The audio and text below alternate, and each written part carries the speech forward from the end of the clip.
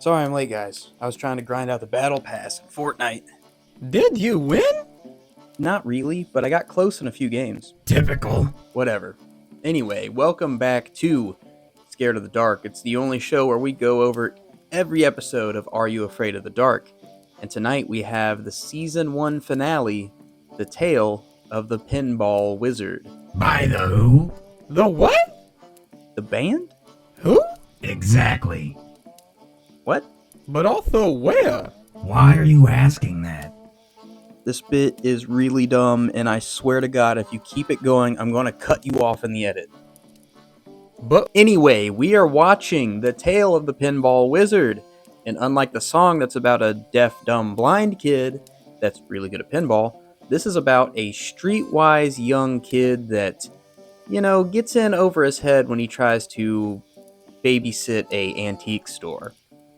Sure, we've seen it before, but have we seen it with a motorized chair running over a witch? I don't think we have. So, with that being said, let's put our quarters in and slap balls. Pinballs, that is.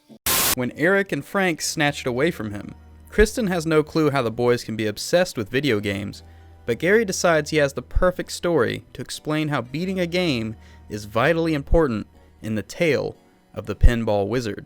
In the story, Ross Campbell is shown to be a street-smart kid, sneaking around the mall, scrounging. With his job status still unemployed, Ross decides to spend his time playing pinball, but Olsen kicks him out to go on his lunch break. Somehow, Ross talks Olsen into letting him watch after the store while he's on lunch, which he begrudgingly agrees to. As soon as Olsen leaves, Ross goes into the back room to poke around and stumbles across a brand new pinball machine that he just has to play. I'm Ross.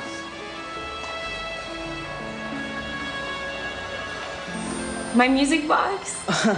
Ultimately, the customer says she'll wait till Olsen gets back, and as soon as she leaves, Ross rushes back to the pinball machine, showing that now it's the middle of the night and the mall is locked up and closed. I don't know how he did it, but Ross managed to play one game of pinball for like 5 hours. Is that not normal? No, not at all. On 1 quarter? That's insane. Sounds like you're not really a pinball wizard then. How can you even be good at pinball? It's all luck. I mean, you only have so much control over the little flippers, and the ball can go right between the flippers anyway. Excuses. So back to the episode. Ross is locked in the mall.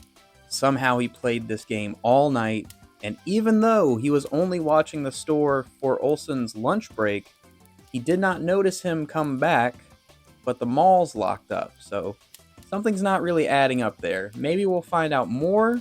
Let's just tune in to see what we find. This ride transforms the band into an actual tiara, and all the coins he grabbed into pinballs. Ross spots Sophie running away and chases after her, but he runs to Olsen's shop. But he finds Sophie tied up in the back rooms. What the fuck is going on? What's your profanity? Yeah, this is a family show. I'm sorry, but I'm confused here. I mean, there were a gang of robot men, and then a princess, then a witch, and then an executioner. Tonally, we're all over the place. Yeah, I have to agree. He's obviously been transported into the game. What about any of this screams pinball to you? Other than the waterfall of pinballs. But that doesn't count. Well, that's not fair. Those are pinballs. But the game isn't pinball. He's adventuring and finding items and going through levels. He's basically playing Legend of Zelda. I don't know why they're calling this pinball. It's an old show. Maybe the pinball was more popular. Not that old. I mean, the Sega Genesis and Super Nintendo had come out years before this episode, and home consoles were huge, so why not just call it the Game Wizard and then make him play a video game? Just any game. Because the song is about a pinball wizard. They don't even reference the song. Anyway, Ross has found a bunch of items, and now he has a weapon. Where will this take him? Let's find out. Throne in this shot. Eventually, the throne stops at the elevator, and the guy that grabbed Sophie tosses Ross inside, taking him back to level 1. Back at the fire, Gary gives the Game Boy back to Dave, but he's too afraid to play it. The kids toss it all around, too afraid to play, and call an end to the meeting. So, like most things in America, when things aren't going your way, you can just pick up a gun and make them go your way. Whoa, too political. Sorry, but that's what Ross ended up doing. He recognized that he was in a game, and he cheated to win the game. And I can't really blame the guy because the deck was stacked against him the entire time. Even when he won, he lost. Exactly, Olsen ended up being a huge dildo and trapped a kid inside of a video game forever, and for what? Because he played a pinball machine? He didn't steal, he didn't break anything, he just wasn't very attentive for 1 hour, mind you. 1 hour. And because of that, Olsen traps him in the pinball machine of agony forever. The punishment seems a little harsh for the crime. It wasn't even a crime. It can't be stated enough that Ross did nothing wrong, and now he's stuck in an infinite loop in a pinball game in the back of an antique shop. At least he knows the fastest way to finish the game now. I guess so, but the game still makes no sense. It's not how pinball is played. And if you're gonna do this sucked into the video game world type story, then, make it representative of what the game is.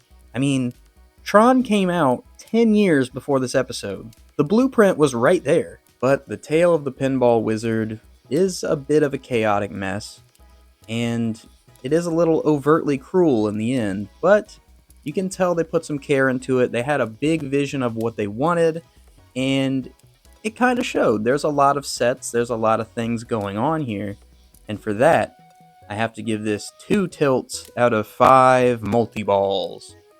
Check it out.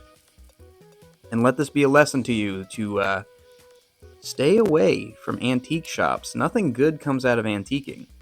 And I mean, he's lucky he got sucked into the pinball game. What if he was playing like Halo? He's part of the Flood now. What are you going to do with that? What if he's playing like, I don't know, Manhunt? There's not a Manhunt cabinet. There's not a Halo cabinet. Well, there is a Halo cabinet now. He could get sucked into Halo or Jurassic Park.